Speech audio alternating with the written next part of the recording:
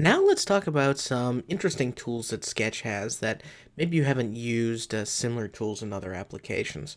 So the three tools we're going to talk about are the scissors tool, the rotate copies tool, and the stroke width tool.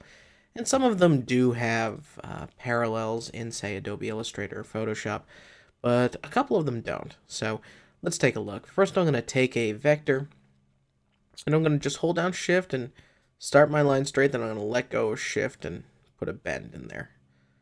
Then my next line I'll put over here. I'll bring it around.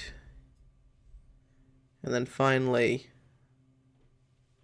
I'll make a bend like this.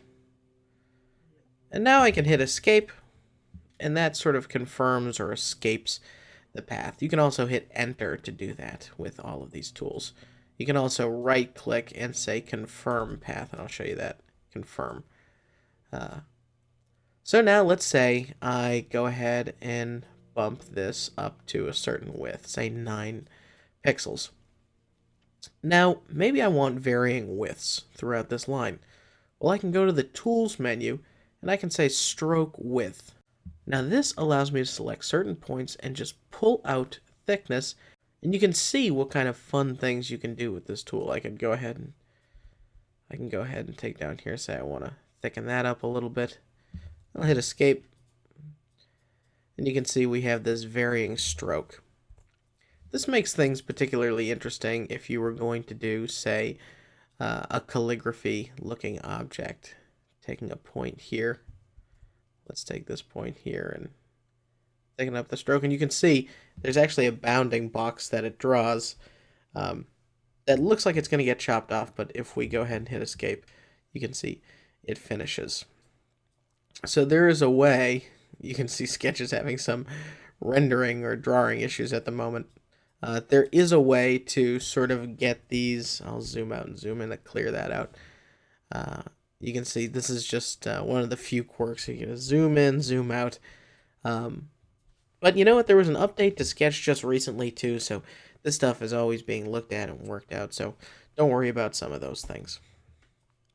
Look at that. That looks like a thing. I'll zoom out and zoom in. You get the idea. Or even just one zoom out works.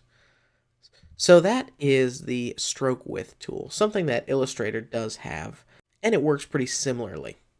Now let's talk about the scissors tool, because that's pretty cool. So I'll go ahead and create an oval, and then I'll use Command D to duplicate. It's like a copy and paste. And I'll make a few of them here. So I have sort of odd looking bubbly thing. I'll take all these vectors and I'll use the union command so they're all the same. And now I'm going to go to Tools and select Scissors.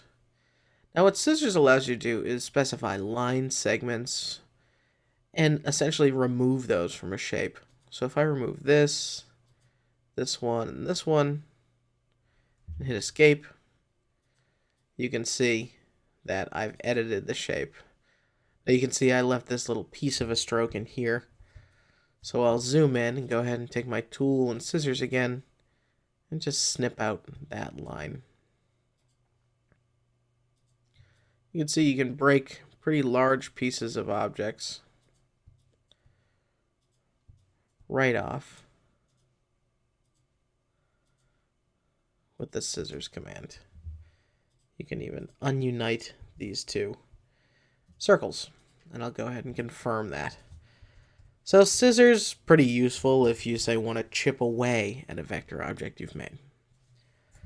Now the last thing we're going to do is use the rotate copies tool. And I think a fun way to sort of show you this would be to, let's create a ball. And this ball doesn't look like a ball yet, so let's give it a gradient for a stroke here, maybe red to purple. Instead of linear, we'll make it radial. We'll pull this in and shrink it a little bit. That really shouldn't be dark to light, so I'll hit flip. So now we have a light to dark feeling. That's looking like a sphere, pretty good. Also, take away the border on it. And now what I'll do is go to Tools and Rotate Copies. First I have to specify how many copies I want to rotate, and 6 looks good. Now you can see it's created a bunch of copies of this circle. I can take this middle tool here and pull them in or extend them out, and you can see that the gradient is staying sort of persistent across them all. Now I can hit escape to confirm it, and you can see the gradient splits between all of them. Well, what I can do is take each of these paths and just pull them out. This is one way of doing this.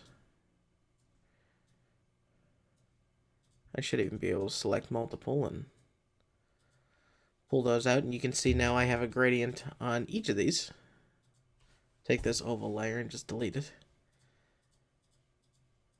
And on each of our copies we have sort of spacing around them because they've been rotated to a certain degree. But you get the idea.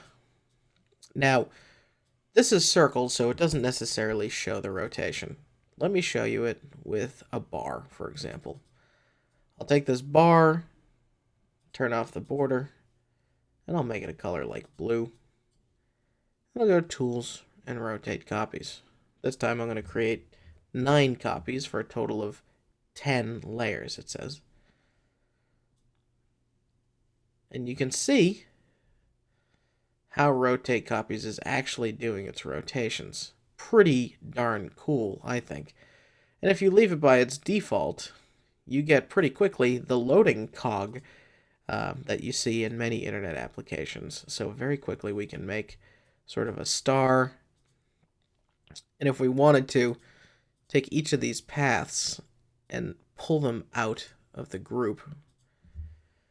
And it creates all these rotated squares. And so now you can see why the box is around each of these, because they've been rotated to a particular degree. So 3 interesting tools that are kind of unique to Sketch, similar to other programs, but really powerful in creating basic shapes and repeating patterns and editing your vectors.